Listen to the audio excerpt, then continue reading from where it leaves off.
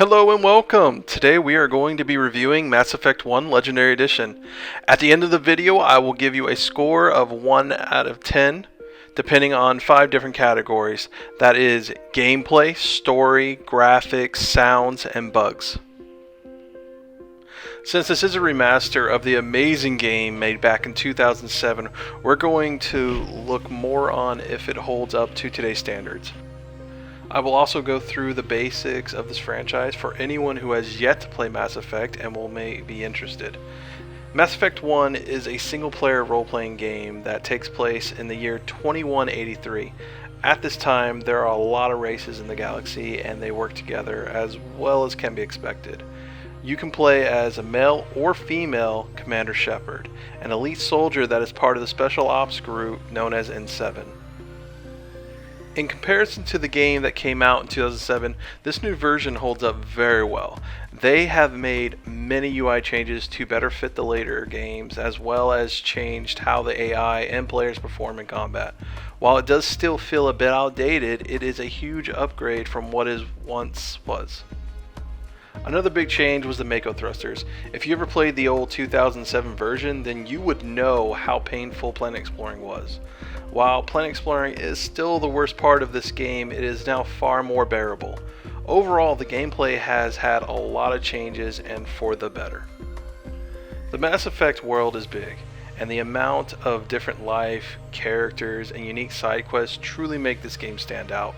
The main story revolves around Commander Shepard and his mission to take down Sovereign, a highly intelligent AI that intends to kill off intelligent life in the galaxy. While going through this story, you meet a lot of great companions and crew members. Every person has a fully fleshed out backstory, and even by today's standards, these characters are very lovable and compelling.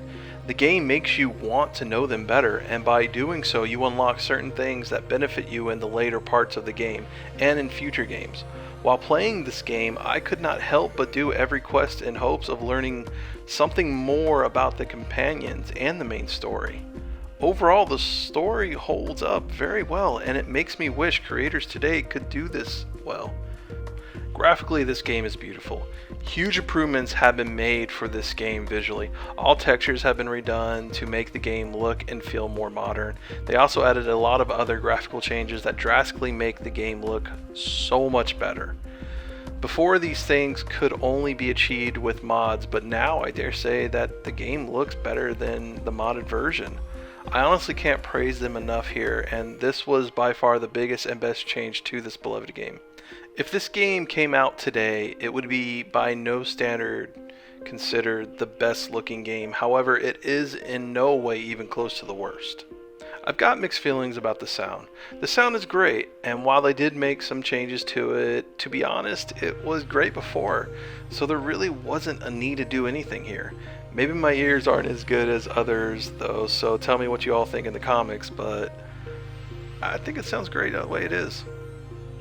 While it feels as though most of the quest bugs are no longer an issue, there are some clear issues. The biggest bug I had was when I would play for 2 hours or more, the game would randomly crash.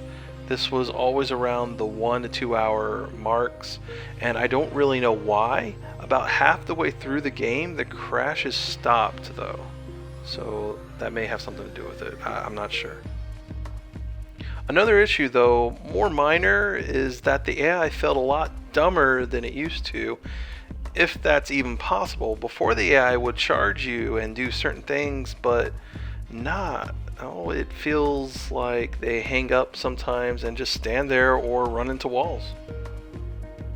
This game brought back a lot of good memories for me and reminded me how great a space theme RPG can be. The gameplay has made massive improvements from what it once was and is more in line with what the later games are. Overall, this game receives a 9 out of 10 from me. The story was also amazing and it still holds up very well. The graphical improvements look great, and in some parts this game was just stunning. The sound has always been good, but it never needed a tune-up. I am sad to see that they were never able to fix the AI of the enemies. This was something they were criticized for even in 2007, and it was a missed opportunity on their end. I hope you'll also tune in for my reviews on Mass Effect 2 and Mass Effect 3 Legendary Edition, as I am not so nice on those. Thank you for watching, and I wish you nothing but the best.